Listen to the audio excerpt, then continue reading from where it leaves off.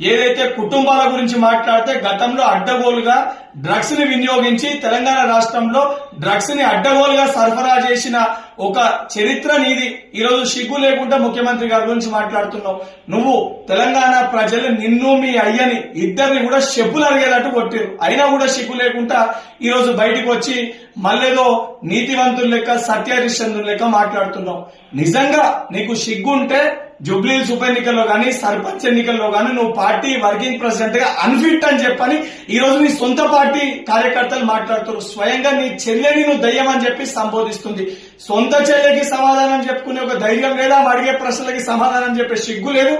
ఈ రోజు నువ్వు వచ్చి తెలంగాణ రాష్ట్ర ముఖ్యమంత్రి గురించి మాట్లాడతావా?